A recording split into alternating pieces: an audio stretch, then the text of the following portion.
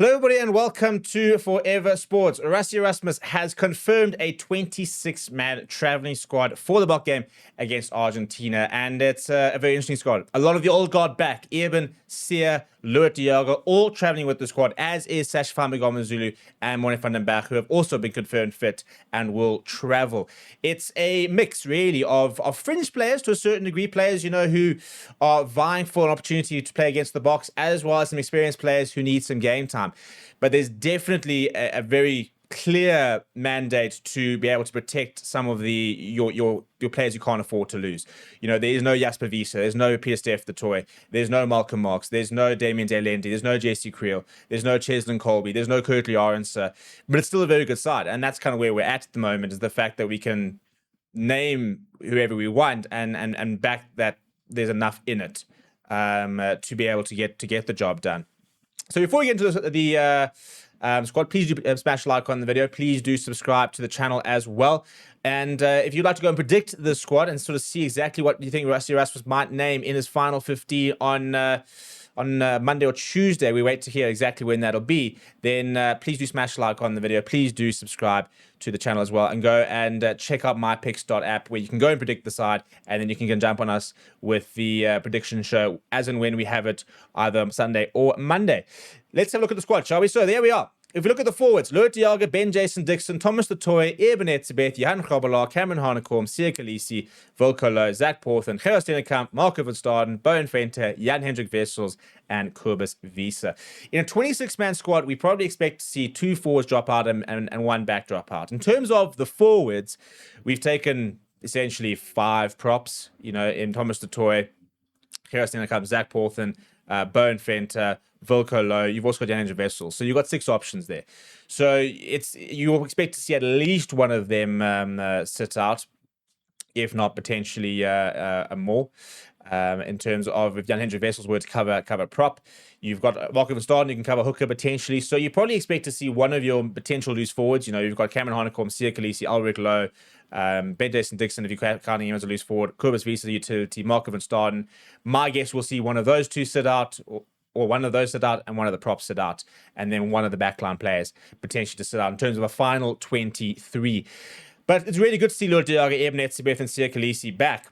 This is their opportunity to remind people what they're all about. They've got nothing to prove to Rassie. They've got nothing to prove to anyone, really. But there's obviously a lot of talk about, the performances of a Paul de Villiers, the performances of a Kobus Wiese, who I think is going to get another run out next week, because I think he's really taken his opportunities. I think if you look at Ben Jason Dixon, he's someone who's been really good off the bench.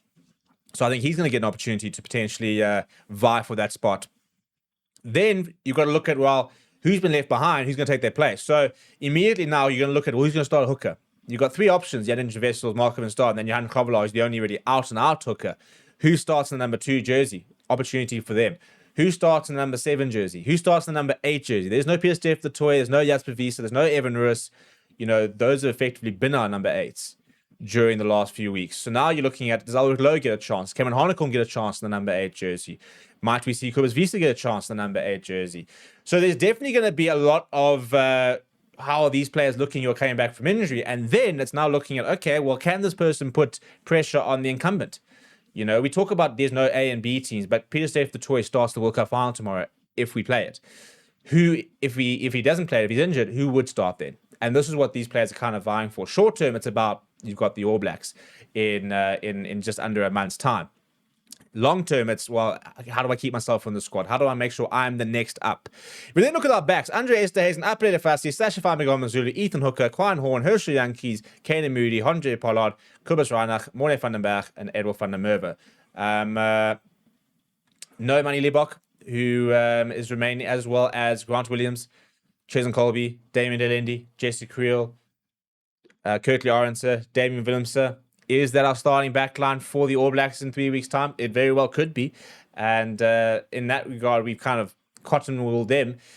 But at the same time, there's players here who I think could also be, want to be involved. I think Ethan Hooker is somebody who, if he can get a decent run out, I imagine that wing looking at the side. Andre Esterhuizen, is he going to be deployed at inside centre starting? It looks like it. He's the natural starter for the inside centre position. There has been talks about Andre Pollard getting an opportunity at 12. Ethan Hooker can obviously play at 12 and 13. Personally, I think we'll probably see, my guess is maybe Kubus Reinach to start next to Sacha. In terms of combinations, Morne van den Berg on the bench would be my guess. I think he'll definitely be in the 23 because they'll want to give him game time. Maybe Andre Pollard. You could have Quine Horn as your kind of 3 bench players there. Central combination, for me, it's Andre Estes and probably next to Kane and Moody. That's always been a de facto non-Delende or Creole combination. We go to those 2. So I expect to see them kind of start there. Your wings would then be Ethan Hooker and Edward van der Merwe. Makes sense for me. Full back, Fassi gets another chance. Or does Quine Horn start? That's kind of where we get to the question marks. I think the backline's probably more predictable, inverted commas, to try and take a guess of what we're going to see versus the forwards. And I think, it's a massive game for likes of Sacha Feinberg-Mngomezulu. We weren't sure he was going to make the Greatest Rivalry Tour when he initially got injured. Then Rassie basically said, okay, no, he's hopefully going to be back for Argentina. Well, he is back for Argentina. He will get a run out. And this is it. For him, Lood, Sia, Morne, they're not going to be able to go back to their franchises and play against the All Blacks because, most of them, I mean, there's the Stormers game next week, so that rules out Sacha going there. It's the Sharks game a week later. We're not going to see Sia Kolisi. Well, I think he is still technically contracted, or he might be contracted now officially to the Stormers, probably from the 1st of July. But Eben's not going to probably go play for the Sharks. So we're not going to see these players get another chance in terms of official test match game time. So this is their opportunity to put their hands up and get up to match sharpness, get up to speed, and show they are ready. Because come the 22nd, it'll be a ruthless selection. 22nd of July is not going to be with a view. 22nd of August is not going to be a view for the World Cup team. It's going to be a team to beat the All Blacks at Ellis Park. Which players do you think are under the microscope? Which players do you think are going to start? Which players are you excited to see? Let me know down in the comments below. Smash a like on the video. Subscribe to the channel as well. Thank you very much for watching. My name is Steve, and I'll chat to you soon.